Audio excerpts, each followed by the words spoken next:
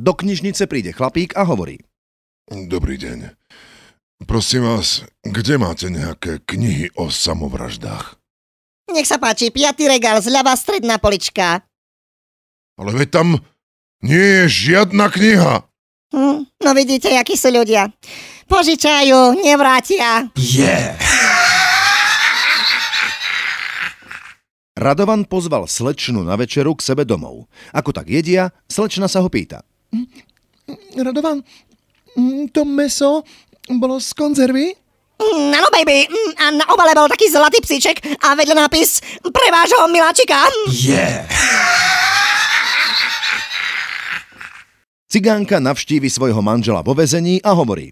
Joj, Deži, tá ty si jaké dilino. Siedzel si už za pokus o znasilnenie, za pokus o krádež, za pokus o vraždu. Kedy už konečne docahneš dať co do konca? V nemocnici ležia vedľa seba dve dolámané ženy. Jedna sa pýta. Ako sa vám to stalo? Ale išla som autom, chcela som sa vyhnúť decku a vrazila som do stromu. A vám sa to ako stalo? Rovnako. A ja som sa chcela vyhnúť decku a spadla som z gauča. Na zahraničnej služobnej ceste sa ruskému vojakovi pokazili hodinky. Zašiel k opravárovi. Ten hodinky otvoril a z nich vybehol malý chrobáčik. Hodinár ho zabil, vojak schytil samopal a zreval. Ach, ty čertodin! Что ты сделал? Ты мне убил машинисту! Sedí svätý Peter pred vrátami, zrazu vidí blížiaceho sa Černocha. Pýta sa ho. Ako sa voláš? Leonardo DiCaprio. Áno. Počkaj chvíľu. Peter zoberie mobil, vyťuká číslo a hovorí. Šéfe, dačo mi tu nesedí? Titanic sa potopil alebo zhorel? Mladej slečne v bare hovorí Radovan. Slečná, prosím vás, som úplne na dne. Požičajte mi jedno pomilovanie, ja vám ho zajtra vrátim. Príde chlapík domov bez jednej ruky a oka. Žena sa ho pýta. Pre Boha, to čo ste v tej krčme zase robili? Ale stavili sme sa s chlapcami o oko, že mi neotarhňu ruku. Manželský pár. Žena hovorí mužovi. Miláčku, poďme sa schovať, ide búrka. Len ty si neboj, do tebe blesk neuderí. Ty už dávno nikoho nepricahuješ. Chlapík príde domov od lekára a hovorí žene. No tá doktor povedal, že mám zlatú žilu a každý deň mi ju máš masírovať. No, ale ja neznám, jak to mám robiť. No tak jak doktor. Levú ruku me lápel za levé pleco, pravú ruku me lápel za pravé pleco. Do mačky. A čím to ten doktor vlastne masíroval? Hosť v reštaurácii si objednáva. Pán vrchný, chcel by som rezeň. No dobre, no. Takže už vieme, čo by ste chceli, hej? No a teraz sa jedná, co objednajte. Neuveriteľne bohatý arabský šejk sa zaľúbil do Radovanovej frajerky. Za slečnu núka Radovanovi toľko diamantov, koľko váži. Radovan špekuluje. Prosím vás, dajte mi ešte mesiac. Aby ste ju presvedčili? Nie, aby som ju vykrmil.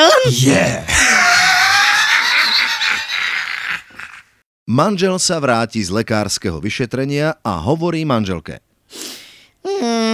Mám pre tebe zlú správu. Doktor mi povedal, že sa môže milovať už len 50 raz do konca môjho života. No a že by si znala, som sa zrobil taký zoznam, no a ty na ním neši. Príde ožratý chlapík z krčmy domov, zbadá sa v zrkadle a zreve. No čo je, ty pisku, co kokáš? Chceš jednu po papuli? Poz bližej. Keď príde tesne k zrkadlu, pesťou doňho z celej sily udrie a dodá. No vidíš, ty idiot, si sem mal dať z dolu okuliare. Mladý chlapec Janko ide po lese a počuje. Janko. Janko. Janko uteká za horárom a hovorí.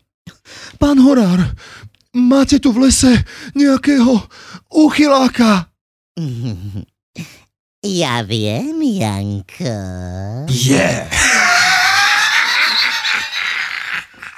Opitý chlapík nasadne na hlavnej stanici do taxíka a rozkazuje. Odveze mi na hlavnú stanicu. No dobre, račte vystúpiť. Sme na hlavnej stanici. Výborne.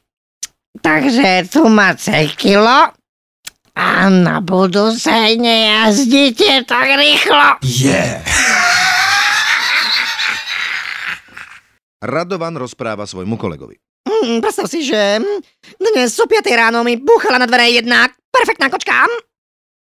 Fakt? O 5 ráno? Čo si urobil?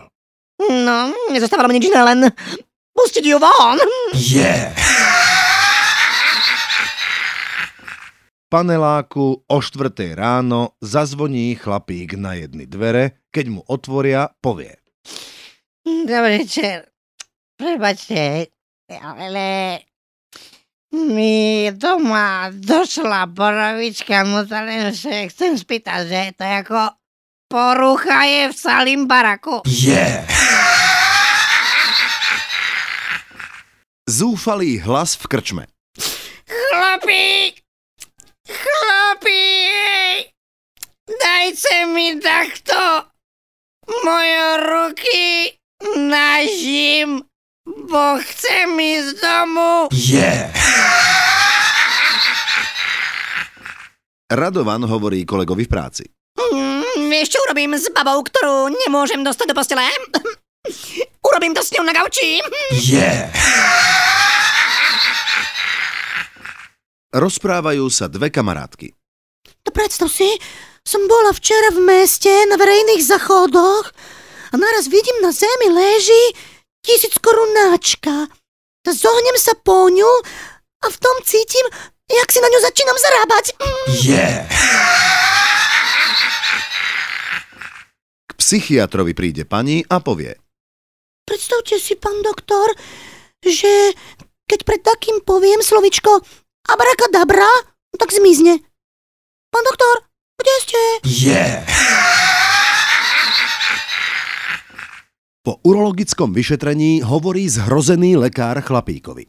No, pane, veď vy ich tam máte jedno drevené a jedno železné. No a co? Však ja znam. Ako, ale veď vy ste ženatí. A čo s deťmi? No co by bolo? Všetko v poriadku. Pinokio má 3 roky a Terminátor bude mať 7. Chlapík v krčme hovorí. Ja nemám deti. Som bezdetný. To je u nás dedičné. Moja babča bola bezdetná, i matka bola bezdetná. Hej, no a ty si pod tým skádzi. Ja? Skelemeša. Opitý Radovan sa na WC hrabe v nohaviciach a mrmle si. No frsa ísť so ženskými. Koľkokrát som jej už povedal, keď si niečo vezmeš, vráť to na to isté miesto, odkiaľ si to zobrala.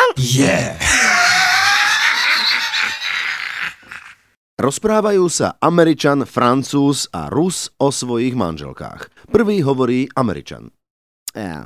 Moja žena je ako kolia. Pritulná, poslušná, proste ako kolia. Druhý hovorí Francúz. Moja žena je ako chrt. Štíhla, energická, proste ako chrt. Tretí sa ozve Rus. Да, моя жена тоже собака, сука, но не знаю, какой сорт. Hosť sa pýta v pohostinstve. Dobrý deň, prosím vás. Čo tu možno dostať najrýchlejšie? По пищиску. Mníška kupuje v obchode fľašu vodky. Predavač sa pýta. Nemáte vy náhodou zakázaný alkohol? Viete, to je pre matku predstavenú. Ona používa vodku ako preháňadlo. Predavač ide večer pešo parkom a vidí ožratú mníšku, ako sa povaľuje na trávniku. Hej! Nehovorili ste náhodou, že je to preháňadlo pre matku predstavenú? Aha, je. Ja vám garantujem, že keď ma uvidí, 100% z toho pustí do gati. Chlapík príde na úrad práce a hovorí. Dobrý deň. Chcel by som dajakú prácu. Áno, ako sa voláte? František Pekný. Vy trpíte nejakou rečovou vadou? Ale ja nie, ale môj otec trpel, sa zajakával a matrikár bol debil. Radovan, cestujúci v spacom vozni na hornom lôžku, práve zaspával, keď sa ozvalo klopanie a ženský hlas prehovoril. Ja tu mrznem. Nemohli by ste mi podať zo skrinky deku? Čo keby sme to krásne neznáma urobili tak, ako keby sme boli manželia? Veľmi rada. Takže dobré. Vyskoč a zober si deku sama. Mladá mamička bola na návšteve u lekára spolu so svojím malým synom. Nijako nebránila malému synkovi, ktorý robil v ordinácii neporiadok. Keď sa však ozval rachot padajúceho skla, žena sa pýta lekára. Dúfam, pán doktor, že vám nevadí, že sa tu Karolko trošku hlučnejšie hrá. Nie, nevadí. Veď on stichne, keď sa dostane k ampulkám s jedom. Príde babka do predajne s mesom a pýta sa predavača. Prosím vás, je ten mozoček naozaj čerstvý? No a nie, babka, ráno ešte lušťel kryžovku. Aranka píše do časopisu Bravo. Ahoj, Bravo. Už mám 12 roky a ešte stále nie som tehotná. Nie je môj otec homosexuál? Zazvoní zvonček. Žena otvorí dvere a muž s mycím náradím v rukách sa pýta.